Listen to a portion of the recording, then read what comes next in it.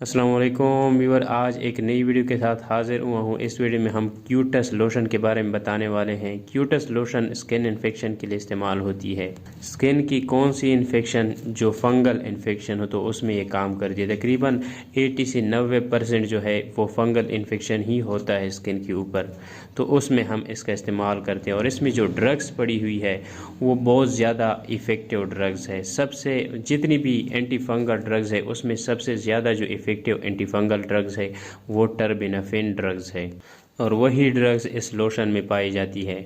तो इस वजह से हम कह सकते हैं कि ये बहुत ज़्यादा इफ़ेक्टिव लोशन है फंगल इन्फेक्शन के लिए। बेहतरीन रिजल्ट के लिए आप इसके साथ ओरल एंटी फंगल ड्रग्स ले सकते हैं, जिस तरह फ्लूकोनाजोल है, इट्रोकोनाजोल है, कीटोकोनाजोल। अगर आप फ्लूकोनाजोल इसके साथ लेना चाहें तो वो हफ्ते में एक ही टेबलेट ले लें।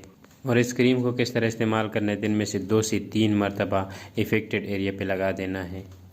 व्यूअर्स जी थी आज की वीडियो। उम्मीद करता हूँ आप लोगों को पसंद आई होगी। पसंद आई है तो वीडियो को लाइक करें, चैनल को सब्सक्राइब करना मत भूलें। तो व्यूअर्स मिलते हैं नेक्स्ट वीडियो में, तब तक के लिए अल्लाह हाफिज़।